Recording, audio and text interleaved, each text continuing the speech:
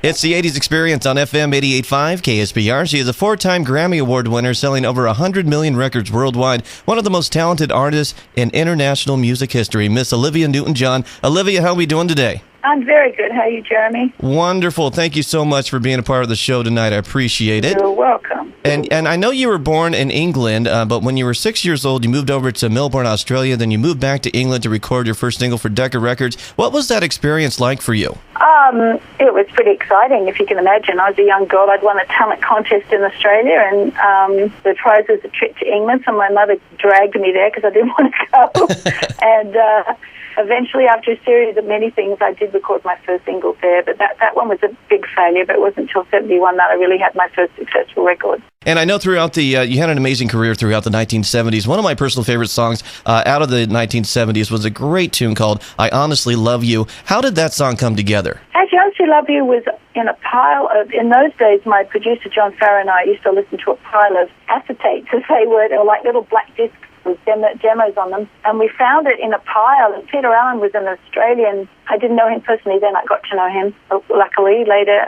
But we found that song and just totally fell in love with it. And luckily enough, no one had recorded it yet. And did you meet producer Alan Carr at a dinner party at Helen Reddy's home, which soon opened the door for you? I did, yes. Yeah.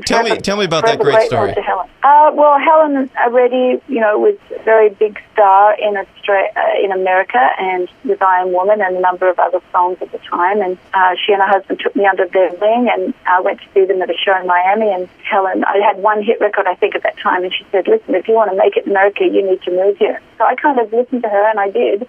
And then years later, we were friends, and they invited me to a dinner party, and Alan Carr was looking for a lead actress in the movie Grease, and he thought I was right at the dinner table. I was kind of nervous about it because I'd made a movie in London before that called Tomorrow, and it was a disaster, and I was a bit nervous about making another film, so I asked if I could do a screen test, and so they put me together with John Travolta, and it worked. It definitely worked, you're right. One of the first number one hit of the 1980s here in America, landing on the soundtrack to the film Xanadu, was Magic. How was that song all put together? Well, John Farrar, it's amazing how our history goes back. John Farrar and his wife Pat, I've known since I was 15, and we're all in a show together in Melbourne, Australia called The Go Show. And John was like the lead guitarist in the band that did all the backing tracks for all the artists on the show. So we were friends, and Pat and I then formed a double act. And a few years later, they got married and moved to England, where I was living, and he co-produced me with Bruce Walsh for my first record. And then, he became my full-time producer. And then when I was doing the movie Xanadu, I asked if John could do my music, and they wanted him to because he was such an amazing producer and writer. So he wrote Magic for that scene.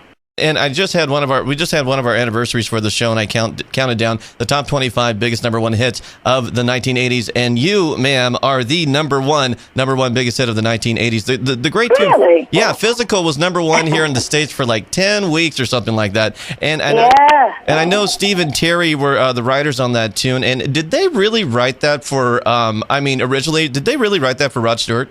I think it's possible. I can't remember the story, but if they say they did, they did. I mean, Stevie's a really good friend of mine, too. Us Aussies, we stick together. And Stevie Kipner, John Farrar, we all know each other since we were kids. And, they probably did. I don't know that part, but they might have done. I'm lucky I got it, though. Absolutely. I'm lucky you got it, too, because Rod could not do it the way that you did it. That's for sure. I know that. The next tune was featured on the 1982, and I remember this being a little kid. I played with vinyl more than I played with toys, and the Olivia's Greatest Hits Volume 2, the fold out of you with the peak trim on the album cover, I still remember it to this day, was home to the great tune Heart Attack, and of course I watched it on MTV. And how was Heart Attack invented? How was that song put together? I don't know, really. I just, Stevie wrote that also, I believe, didn't he, Steve Kipner? Sometimes I forget, it's so long ago. But it was just a great track and a real fun song to perform.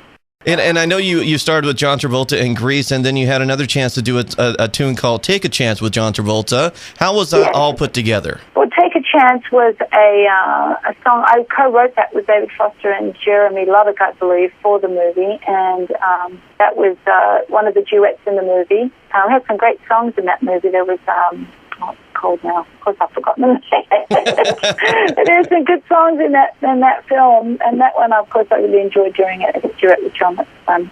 Tell me, Olivia, about this brand new cookbook you have coming out. The cookbook is actually a fundraiser for my hospital. It's called Live Wise, and I have a cancer and wellness centre that bears my name. I'm very proud to say that just opened in Melbourne, Australia. Wow. And I am kind of responsible to raise money for the wellness programs, which are the programs for patients going through cancer to make them feel better and treat the whole person, So we have yoga and massage, oncological massage and acupuncture, which is being introduced next month, and music therapy, and it's in a beautiful place within the hospital grounds. So to raise money for those wellness programs, one of the things I've done is put out this cookbook. And it's a beautiful cookbook, and it's Simon & Schuster. You can get it online.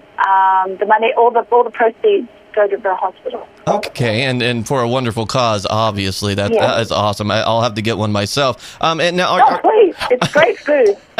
And I love food, Olivia, so, it kind of works hand in hand. Okay. Too funny. And are you working on any other solo projects right now, Olivia, for yourself? Well, I have a great project coming out at Christmas, but I can't tell you what it is yet, but it's very exciting, and that will be announced pretty soon. I'm on tour right now. I'm coming to your neck of the woods. Yes, you are. September 10th, Olivia is going to be performing live at Humphreys in San Diego, and on September 16th, she's going to be at the Fantasy Springs in Indio in Palm Springs. Miss Olivia Newton-John, thank you so very much for being a part of the 80s experience. Thank you. And by the way, I sing those songs at the show, so you come along, won't you? Yeah, absolutely. I'll be there. Absolutely. Okay. I'll be there. Okay, mate. Apart from heart attack. Okay, love. Thank you. Bye-bye.